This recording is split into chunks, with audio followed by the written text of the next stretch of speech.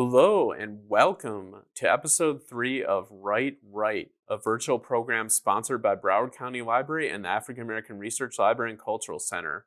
My name is Stephen. I'm a librarian at the African American Research Library and Cultural Center, and today's episode will focus on poetry. So, for those of you who are new or just have forgotten the last couple episodes, I like to always have this slide up. What is this again? So, just kind of a reminder of what we're doing here. So, this is a 4-part series that's a virtual program. It's going to feature writing tips and skills, and it's especially going to focus on getting those from writers of color. And basically, it's more so, it's designed for tweens and teens, and it's more so to develop your writing voice and to, as I always say in every episode, write out of passion. So it's going to be more for writing for yourself and just writing for your enjoyment, writing to get some of that energy out, more so than writing for school, although you can take some of these things and use them when you're writing for school. An author we featured in the first couple episodes is Reynolds, and this slide is about him. He's the National Ambassador for Young People's Literature, and he's written a number of books, including All American Boys, the Track Series, and Long Way Down. But he actually started out as a poet. He didn't actually read his first novel until he was 17, so he was he got into that a little later. And this is what he had to say about poetry. Poetry has the ability to create entire moments with just a few choice words. The spacing and line breaks create rhythm, a healthy musicality, a natural flow. And the white space for an intimidated reader adds breathability to a seemingly suffocating task. So that's what he had to say about that. He also does a YouTube series on the Library of Congress YouTube channel called Write, Write, Write. And it's very good for just developing your ideas and different skills.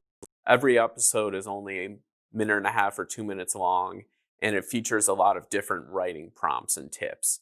So it's something that you can just go do and watch real quickly, and you can just kind of binge the whole series if you want to.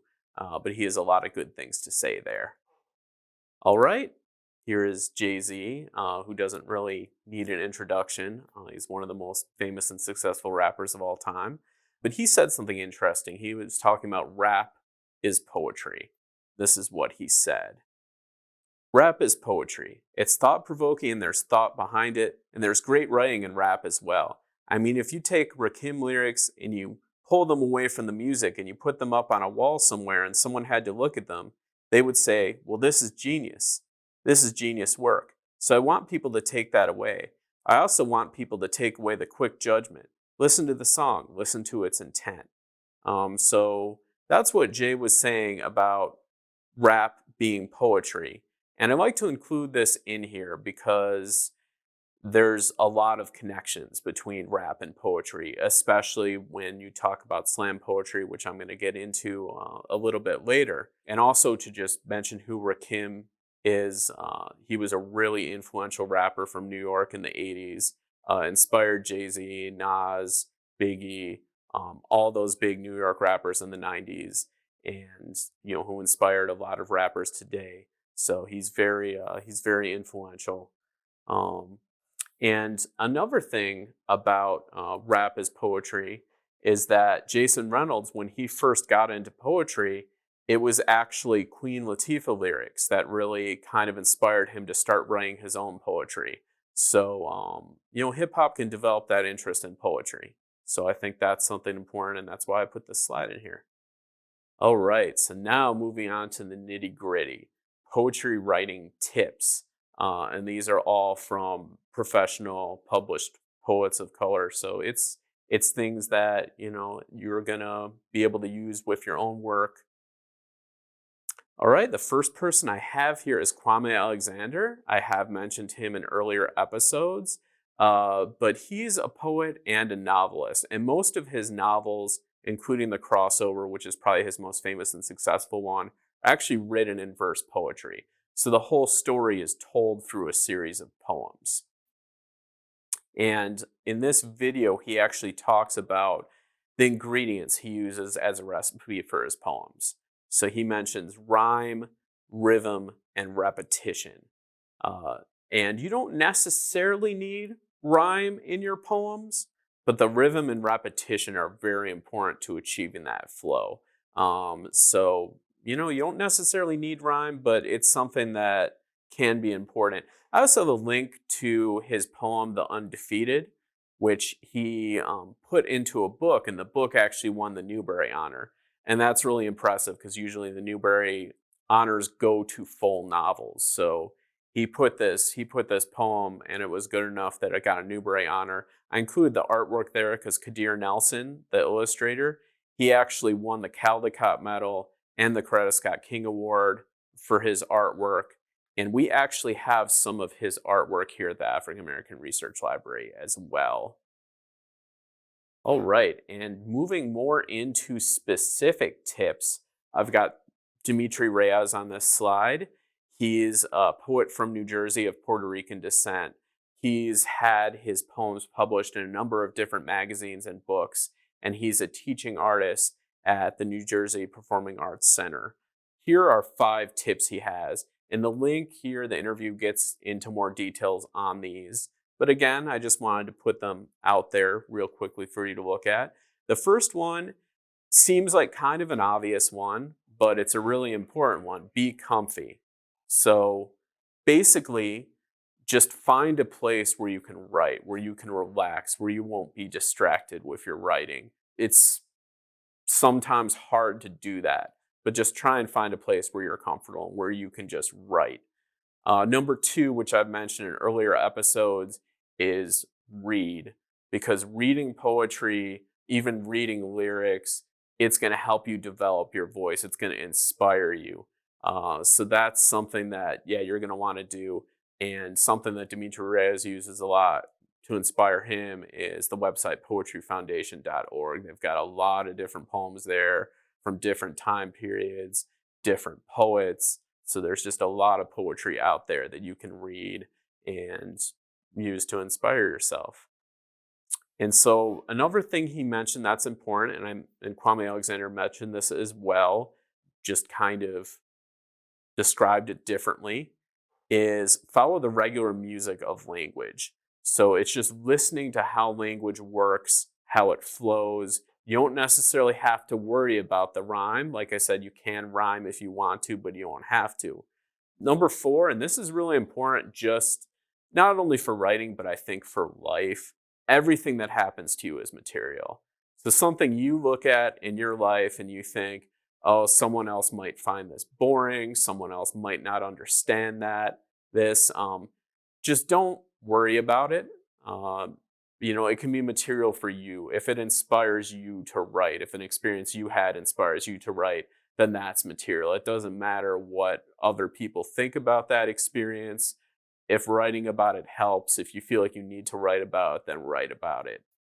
So the 5th step is interesting to me because it's something I've never really thought about, and I don't think necessarily every poet does this, but it's an interesting tip, is give your poem a title, even if it's temporary. So basically what he said is it gives energy to that poem. It just makes you inspired to finish it because it has a title. All right, so moving on. Like I mentioned earlier, slam poetry is a pretty important part of poetry. It's not something you have to do. You don't have to perform if you feel uncomfortable with it. You can just write it down, but it's something else. If you're a performer and you want to get those words out on stage, slam poetry is a great way of doing it. So these tips are from Gail Danley, who's a national and international slam poetry champion. So she's won a whole lot of competitions. Right now, she's a teaching artist at the Kennedy Center in Washington, D.C. So she teaches people how to do slam poetry. In this video, it's only a couple minutes long. It's pretty interesting, but I just took the 5 tips from it because Become a Slam Poet in 5 Steps is actually a slam poem that she performs in the video. But I took out those steps, and I'm going to tell you a little bit about it. Definitely watch the video if you've got a chance. Okay, so the first step is to write it all down. So basically when you're inspired, just write. You don't have to worry, okay, this line doesn't necessarily fit, or this doesn't rhyme, or it doesn't flow quite right. You can get to that in later steps. Step 2 is read out loud. So that is the part where you're starting to find, does this flow? Does this sound right?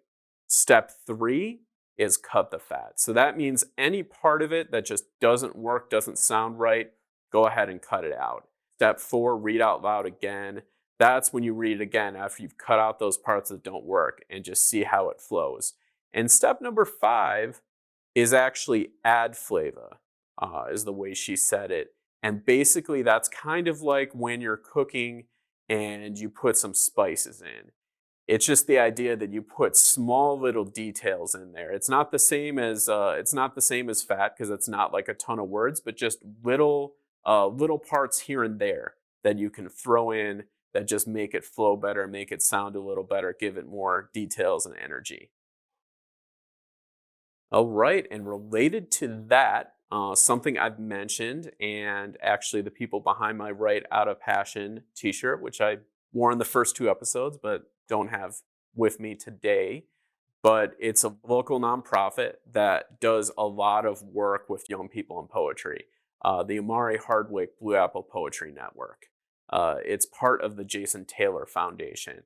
And now those 2 names might not necessarily mean a lot to you, so I'll just tell you who they are real quickly. Amari Hardwick is an actor. He's been on TV shows and movies for about 20 years, just a lot of different roles, built a pretty successful career, and he just wanted to give back. Jason Taylor is a Hall of Fame football player. He played for the Dolphins in the 90s and the 2000s, and again, just wants to give back locally. So they're the people kind of behind it.